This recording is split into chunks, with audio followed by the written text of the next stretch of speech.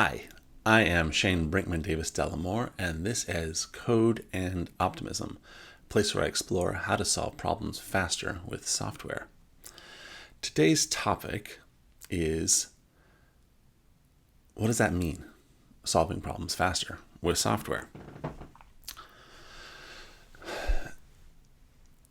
I think the most important concept here is that it is an ecosystem that is much bigger than just engineering. So first, solving problems. I like using that phrase, but I think perhaps a slightly better term is creating value. It's a little bit more broadly defined in terms of what value is. Sometimes we as software engineers are making someone's job easier, and one could say that that's solving problems, but perhaps someone didn't identify that idea as a problem to start with. But what we're trying to do is make something better, which is adding value. So it just covers a little bit of broader strokes. And then we are also trying to do it faster, which is to say doing it with less time. So there's a big V on top of the equation divided by time on the bottom, trying to do more value per unit time. But each part of that fraction is tricky. In particular, value. So I'll take a quick look at time here real quick first, and then we'll come back to value because the value is perhaps the trickiest part. So time is a nice and objective measurement, and we would measure how much time. You could say you could measure just clocked wall time from when the project started to when the project hit certain milestones. But there's a bit of a fuzziness there about hitting milestones. I almost said when the project is delivered, but any software project is going to be under constant development unless it's dead. Or extremely well honed to the point where it doesn't need too much constant development. But even still, I would say something that is super well honed and hardly needs to change at all still requires a certain amount of maintenance. But if we're actually talking about a software product that you're selling to end users, it's going to require continual renewal. If you're talking about a software product that is used internally in a company to accelerate business processes, that's going to need continued update because business processes are always changing. Only if it's some very specific thing like a PNG encoder library that might hit a certain maturity point where it doesn't need a whole lot of updates and it's generally still useful. But even still, software is always being updated unless it's dead. So the timing of a project never ends in a certain sense, but there are milestones along the way. There are goal points, releases, and so forth. And so the trick is, how do we get value in the hands of whoever's using it as quickly as possible? So let's talk a little bit about value. And ultimately, everyone has different values, and different things that we do are going to be valued differently by every single individual that uses our software. But that said, for something like the example of libpng, you can kind of get a sense of what that value is going to be to people. And the trick, though, is if you're creating something new, you won't really know if you've gotten the value right until you give it to them and you have them start using it. And what kind of value can we generally provide with software? Well, I would say, at broad strokes, anything we do with software could be done manually. Absolutely anything. Now, of course, some things are so much faster on the computer that doing them manually is somewhat absurd and that it would take thousands and thousands of years. But ultimately, software just accelerates a manual process and makes it faster. Even this screen that I'm looking at right now with a computer and, millions and millions of pixels being displayed in color and recording this video, like all that could technically be, like every single bit that's getting set because of this recording could be done manually with a painter and a paintbrush. Whatever. The thing is, though, really what we're doing most often is we're taking something that could have been done manually and we're accelerating it. And initially, we're accelerating it just a little. But where the magic happens is if we accelerate it to the point where it becomes a bit of a flywheel and it becomes such a great acceleration that now new things are possible that were not possible before because they would have just been too onerous to do manually, which is like to say, generate a 1080p video recording. Technically could be done manually with maybe some optics and a piece of paper. But that's of course laughable because it couldn't be done in a million years. So usually value starts with identifying some problem you want to solve and then coming up with a hypothesis of what a good solution looks like. And then ideally as quickly as possible, testing that hypothesis, a la lean startup style, with the end user. And sometimes the end user might be you or your dev team directly. And often I'm writing code for myself. And that works. You can test it with yourself. But the problem is that designer blindness, and we'll come back to designer blindness in another discussion, but it's best if you have someone else, even if it is code for you or for your dev team. It is good to have someone who is not the author of it being the person giving the most feedback, because they'll be able to give the best feedback because they won't know what's going on inside the code. They'll be able to tell you exactly how it's impacting them only from the outside. But the trick there is figuring out the value. And even if you find the value to one person, that's just one aspect. If you're trying to make a successful product, you want value that reaches a lot of people. Certainly enough people, whatever that is, for your project to be successful. And I would say even in the small, you really would like to have a few. If you're, a defense contractor, it's got to be a bit of a bummer that you only have so few customers that you can work with. You don't want to put all your eggs in one basket. But for most of us working on software, the target audience is often quite large. Even if it's B2B, then it's going to be dozens and dozens at the minimum. And if it's B2C, it's going to be millions and millions, hundreds of millions. If you're lucky, you're going up to billions. So at that point, you have to have both a good explanation of why this is a compelling value to people, and then you need to test it. Initially, you need to test it with real people, watching them, see what they do, getting real feedback. But as you get to more and more people, you need to have more statistical ways of analyzing and doing A/B tests and so forth. That's all like product strategy. And it's absolutely essential because otherwise what we're going to build with the software end of things is going to be wrong. It's not going to be the right stuff. It's not going to actually accelerate someone. We're going to build code that doesn't get used. I like to say that 90% of all code written should never have been written. It doesn't create enough value to justify the expense of building it in the first place. Again, with that fraction, with V over T, V, our value, has got to be greater than T, than the cost of the T, which is, the cost of our time putting in. And it's not just our time, of course. It's our time. It's the designer's time, which might overlap engineers. It might not. There's product time, which might overlap engineers. It might not. All of these are creative exercises that have to come together.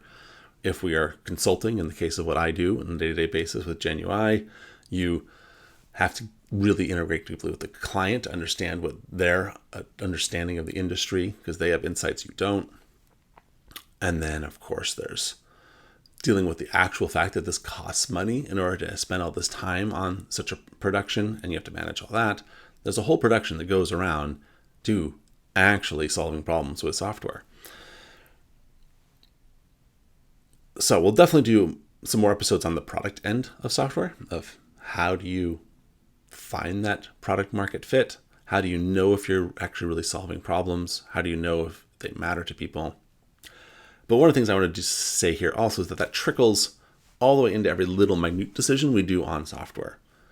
Like if you decide to put a bit of code in a function, or if you decide to keep it inline where it's at. Those small decisions that we make as engineers every day, dozens of them within the day, those have small impacts all the way up, and potentially even have big impacts all the way up to, does this actually deliver value to the end customer?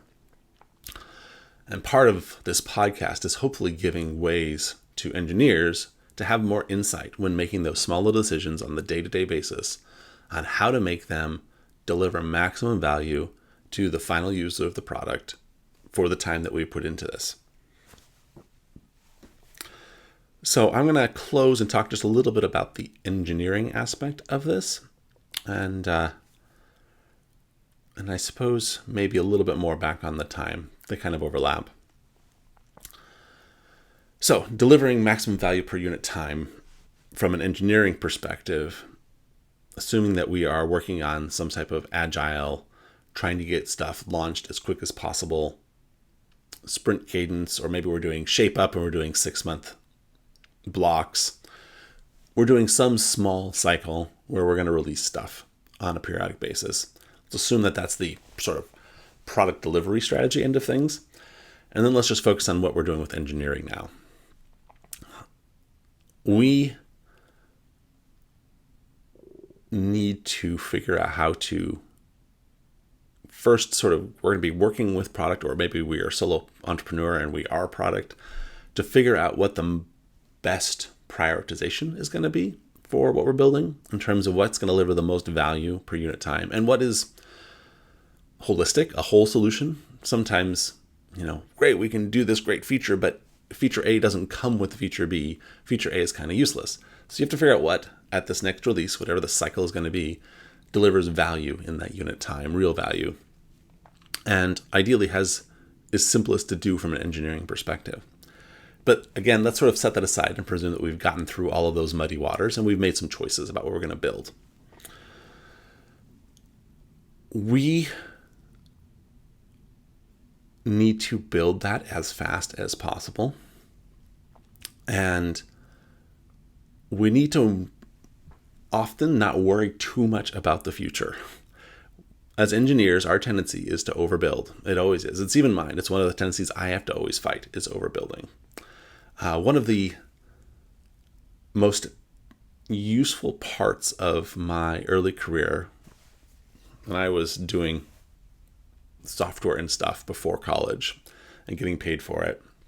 But in college, I started doing the ACM, the Association of Computing Machinery's collegiate college programming contest, where you get given a problem which has some very precise string of characters of input, has some very well specified string of characters as output, and you have to do some computation in the middle. It's usually a command line app that you have to write. We did not call them apps back in the day.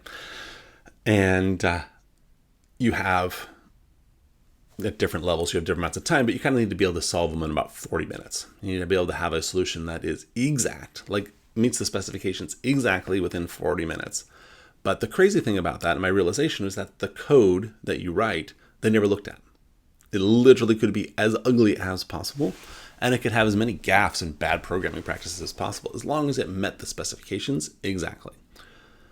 That was a real eye-opener to me in terms of, not that my real-world development is going to be quite exactly that kind of, like, it doesn't matter what the crap is I write, as long as it meets the specifications, because that code will not get maintained. That code is dead at the end of the contest, right? But what really stuck me is that once you get good at that contest, you start to realize that